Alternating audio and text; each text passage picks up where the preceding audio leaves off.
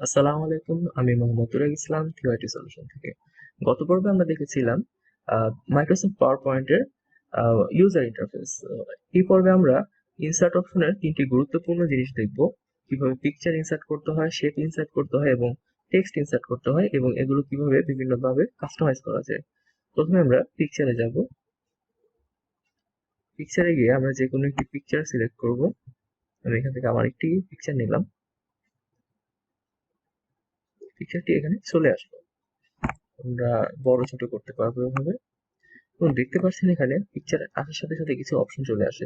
Remove background, কারেকশনে আমরা sharpen এবং soften করতে পারবো, ব্রাইটনেস কন্ট্রোল করতে পারবো।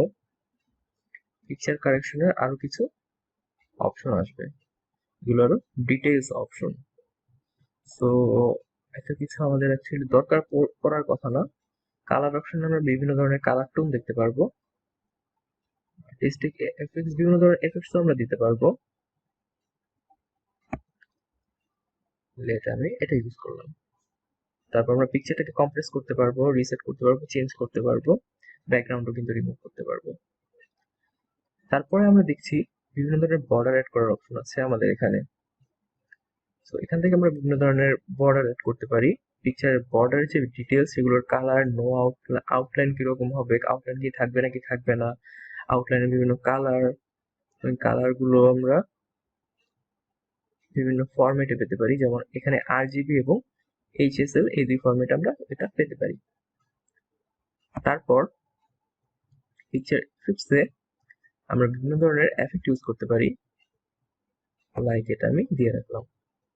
পিকচার লেআউটে আমি আমার ইচ্ছা মতো যে কোনো একটা লেআউট ইউজ করতে পারি এরকম ভাবে।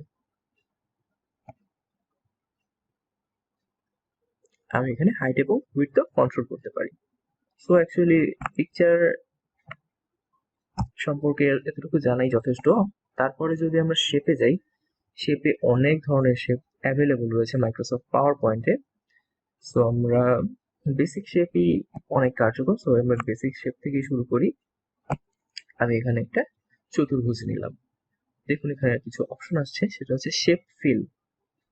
শেপের কালারটা আমরা এখান থেকে চেঞ্জ করতে পারি। লাইক আমি এটা দিয়ে রাখলাম। শেপ আউটলাইন, আমি এখানে নো আউটলাইনও দিতে পারি, অথবা যেকোনো একটা আউটলাইনও সিলেক্ট করতে পারি। শুধু তাই না, আউটলাইনের আইড্রপার টুলটাও ইউজ করে আমরা এখান থেকে কালারও নিতে পারবো। আমি এখানে আউটলাইনের ওয়েটও ঠিক করে দিতে পারবো আমার নিজের ইচ্ছা মতো। তারপর ড্যাশগুলো কিরকম হবে আমি সেগুলো আমার নিজের ইচ্ছা মতো সিলেক্ট করতে পারবো। এবং এগুলো থেকে মোর অপশনও কিন্তু আছে। আমি খুবই নিজের ইচ্ছে মতো যেভাবে ইচ্ছা কাস্টমাইজ করতে পারবো প্রত্যেকটা জিনিস। তারপর এখানে আমরা টেক্সট অ্যাড করার দুইটা অপশন আছে। একটা হচ্ছে ওয়ার্ড আর্ট, সেখান থেকে সিঙ্গেল ভাবে ইউজ করতে পারি। মাই নেম ইজ, এতটুকু লিখলাম। আমি শেপের মধ্যে কিন্তু টেক্সটটা রেখেছি। আমি যদি প্রত্যেকটা সিলেক্ট করি, দেখুন এখানে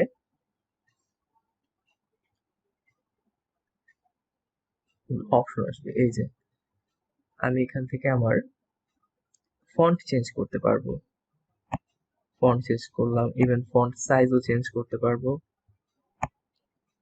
এখানে এস এর উপর দেখছেন একটি চিহ্ন দেওয়া আছে, তার মানে এটিতে শ্যাডো অপশন ইনেবল হয়ে আছে। আমি যদি এটি অফ করে দিই, শ্যাডোটি আর থাকবে না। আমি এটাকে বোল্ডও করতে পারবো, ইটালিকও করতে পারবো, আন্ডারলাইনও করতে পারবো। এখান থেকে আমি টেক্সটের যে স্পেসিং আছে সেটি চেঞ্জ করতে পারবো। এখান থেকে সেন্টেন্স কিরকম হবে, আপার কেসে থাকবে নাকি লোয়ার কেসে থাকবে, সেগুলো ঠিক করতে পারবো। এখান থেকে আমি টেক্সটের কালার সিলেক্ট করতে পারবো। তো এখানে আমি কালারটা দিয়ে রাখলাম। এখানে আরো কিছু অপশন আছে, সেগুলো হচ্ছে লাইন স্পেসিং এর জন্য। যদি আপনি কয়েকটি লাইন থাকে তাহলে এই অপশনটা ইউজ করা হয়। আমি এখন দেখাচ্ছি। ইনসার্টে গিয়ে আমি একটি টেক্সট বক্স নিব। টেক্সট বক্স এভাবে সিলেক্ট করতে হয় এবং এটার মধ্যে এখন আমি লিখবো মাই নেম টু। এটা ডিফল্টে এটা এসেছে, আমি চাইলে এটা চেঞ্জ করতে পারি। এবার যদি আমরা স্পেসিং এর ব্যাপারটা দেখি তাহলে দেখতে পাবেন জিনিসটা সুন্দর করে। দুইটা আমি এভাবে রেখেছি, মুভ করলাম।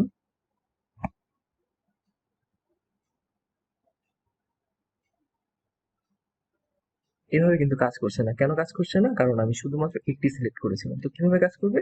আমাকে দুটোই সিলেক্ট করতে হবে একসাথে। এবং দুটো কিভাবে সিলেক্ট করে? শিফট চেপে আমি যদি দুটিতে ক্লিক করি তাহলে দুটি সিলেক্ট হয়ে যাবে। তখন যদি আমি এই অপশনটি গুলো দেখি তখন দেখবো আমি যত বাড়াচ্ছি আমার লাইন স্পেসিং তত বাড়ছে এদের দূরত্বটা। সো এভাবেই লাইন স্পেসিং কাজ করে। টেক্সট অ্যালাইন করার এখানে অপশন পাওয়া যায়, প্রয়োজন অনুসারে এখানে ব্যবহার করব আমরা। আমরা এগুলোকে রোটেটও করতে পারবো বিভিন্ন অর্ডারে।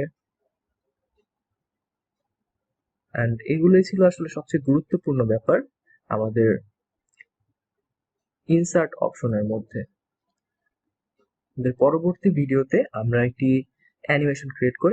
অ্যানিমেশন ভিডিও ক্রিয়েট করে আপনাদেরকে দেখাবো। ধন্যবাদ।